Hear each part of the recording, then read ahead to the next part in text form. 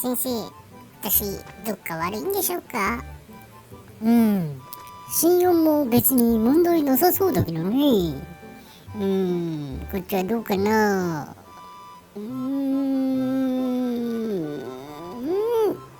まあ風邪でしょ。はい、皆さんこんにちは。車の大自然カカシュンピーです。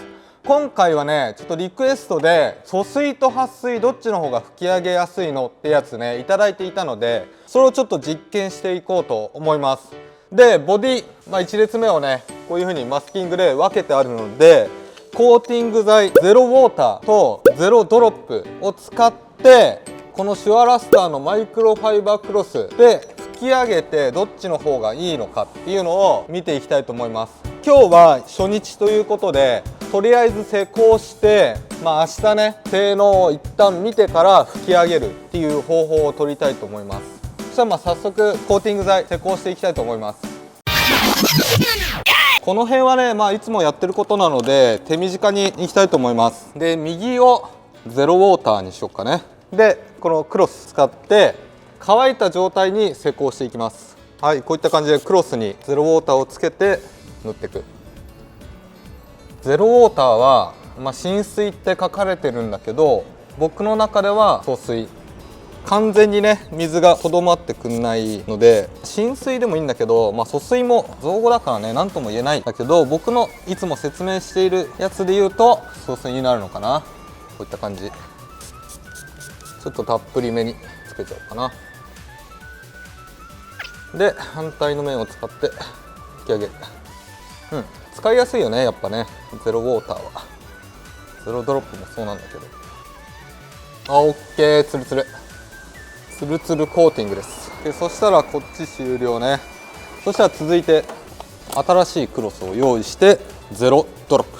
新品使う方はね一回洗濯した方がいいと思います。ゼロドロップ、風がちょっと強いから飛んでいかないようにして、はい、塗っていきます。ちょっとこっち側塗りにくいんだけど、気にせず半分を境にしてね。よいしょ。こっちはね撥水ですよ。過去の動画でも比較したことあるんだけど、綺麗な撥水。こういった感じで綺麗に境目も塗って、で乾いた面で吹き上げると。ツルツル、フルスベ、ツルスベボディですよ。素晴らしい。OK、ツヤも出ていい感じだね。今日はとりあえずこんな感じで終了で、明日水濡らして、性能効果が本当に出てるのか見て、そこから吹き上げをしてどっちが吹き上げやすいのかっていうのを見ていきたいなと思います。はい、そしたらね1日経過したので、今から撥水性能本当にね今コーティングが効いているのかどうかを見てから吹き上げをして、どっちの方が吹き上げやすいのかっていうところを見ていきたいと思います。そしたらちょっと水かけてみます。今ちょっと忘れてたんだけど、左側がゼロドロップ撥水してます。で右こっちがゼロウォーター。綺麗綺麗綺麗、いい感じじゃん。見えづらいかな。ゼロドロップ撥水ねしてますよ。でゼロウォーター浸水、僕は疎水と呼んでいるこの引いていくパターンね。いいじゃんいいじゃん、いいね。吹き上げどっちがしやすいかって言っても、もう右側ないんだよね、ほぼほぼ水滴がここにちょっと残ってるぐらい。いっか。したらわざとこういう感じで水をかけて吹き上げてみようかな。そしたら今回使用するタオル、こちらちょっと明るすぎて見えないんだけど、シュアラスターマイクロファイバータオルで一回洗って固く絞った状態になります。ほぼ新品だね。でこれでまず最初疎水からいこっかね。こっちゼロウォーター、こっちを拭いていきます。なるほど、ちょっと若干伸びる感じだね。で次ゼロドロップの方、撥水の方吹き上げていきます。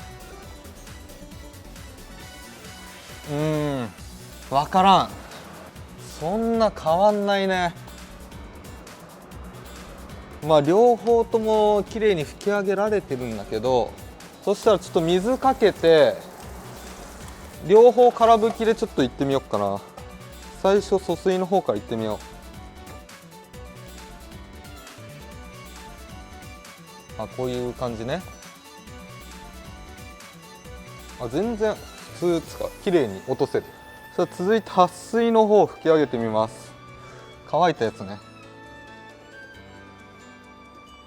いや、疎水の方が拭き上げやすいんじゃないの？ゼロウォーターの方が。どうだろう。コーティング剤によっても違うんだけど、実際に拭いた感じは疎水の方がパキッと拭き上げられるような感じがちょっとしたかな。なかなか難しいね。こちらなんかちょっと撥水効果なくなったな。大丈夫ですか？撥水してるはしてるけどちょっと浸水に近づいたね。けど疎水の一番のメリットはこういうのだよね。疎水のいいところは水の塊を作って離すと水がどんどん引いてって水が残らない、残りにくいっていうのかな。少ないよね、残りが。今残ってるのっつったら一部ここら辺ぐらい。この辺はもう完全に乾いている状態。拭き上げ不要で、今このシャワーでこうやってやったんだけど、ジェットだとこういう状態を作りにくい。どうしてもなんか飛び散っちゃうっていうのがあるのかな。でもっと理想を言うとホースだけっていうの。この状態今ちょっと止まんないんだけど、でこういう風に水をかける。こっちの方がこういう一つの塊っていうのを作りやすい。いつもねホースヘッドをつけてるからこの状態にしにくいんだけど、このただのホースの状態の方が浸水状態、この拭く作業のいらない状態っていうの、一つのこの塊にしやすい。飛び散るのが少ないからね。これが一番、理想。今ちょっと水強いな。そうするとこの飛び散ってる部分が水滴になっちゃうことが結構多いんだよね。こっちはこっちもちょっと若干浸水っぽくなっちゃってるんだけど、右側こういう風に水をかけるじゃん。そうするとほぼ分裂せずにジュワーンと引いてく。端の方からねこう綺麗に引いていくんですよ。けどこれが撥水になるとここちょっと弱まっちゃったんだけど、すぐいろんなところが撥水して分裂するの。そうするとこういう水滴が残りやすい。これが撥水と疎水の大きな差だよね。こうやってかけるだけでも全然違うよね。ちょっとね時間はかかるんだけど、水残りは圧倒的に疎水浸水系の方が少ないっていうことがこれを見てわかると思います。全然違うよね。で今回の議題はどっちの方が拭き上げやすいかっていうところなんだけど、拭き上げる時ってどういう時かなって考えたんですよ。洗車、まず一つ洗車ね。であと、雨降ってて拭き上げるってそうそうないだろうな。他何あるかな。僕はね結構ね見当たんなかったんですよ。なので、洗車をする、自分でするってなればこういう風に浸水の状態を作って拭き上げを極力少なくできる疎水の方が拭き上げにはすごい向いていると思う。で、あえてこの水をこういう風にかけた時、この時はねその丸の形がやっぱ撥水の方がね綺麗なんですよ。ペチャっとしてない感じで、こういう風にね細かい水をかけて、例えば雨が降りましたっていう時、僕はね拭き上げないんだけども、さっき一応拭き上げてみた結果、疎水の方がね僕は拭き上げやすかったっていうか、一発でカラッといったような感じはした。撥水はねちょっと伸びてたかなっていう。これも今回使ったのがゼロウォーターとゼロドロップだからっていうのもあると思う。他の撥水剤だったらまた違うことになってたかもしれないけど、僕はどっち転んでも疎水の方が拭き上げやすいけど、疎水のデメリットっていうのがこう近くで見た時はやっぱちょっとみっともないよね。この雨が降った後だったり、こういう状態って洗車をちょっと怠った人っぽく見えない。こういう風に全体的にかければすごい綺麗なんだけど、雨ってこういう風に降んないわけですよ。こういう感じ、ちょっと中途半端にこう雨が降った時ってこの浸水っぽいところと撥水が混じる感じが若干ねみっともないっていうか、そういう風に僕は思っちゃうけど、撥水の方はこういう風にもう常に輝いた霧っていうの、やっぱこの水滴のね高さが違うから輝きがねやっぱね撥水の方がギラギラしてる。水に濡れた時もちょっとかっこいいっていうのは撥水かなっていう感じ。疎水はねちょっと中途半端になるとダサいね。けど洗車で拭き上げるってなるとこういう作業をするので、僕は疎水の方が楽かなっていう感じはしております。はい、といった感じで以上になります。で今回はね疎水と撥水どっちの方が拭き上げやすいのっていうところを検証してみたんですが、僕の見解で言うと、拭き上げる時はだいたい洗車の時でしょ。で洗車するってなると水を自由にね扱えるので、疎水の方はこう大量に一つの塊になるように水をかけてあげればきれいに引いていくので、そもそも拭き上げる量っていうのが圧倒的に少ない。そういう意味だと僕は疎水の方がいいっていう解釈になっちゃうかな。一応ねちょっと水をまばらにかけて拭いてみたんだけど、ゼロドロップとゼロウォーターだったら、ゼロウォーター疎水系の方が僕は拭きやすいと思った。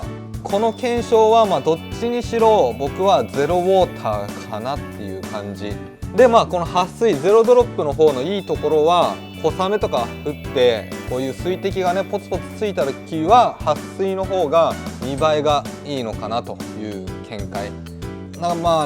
好みしか言いようがないなっていう感じ。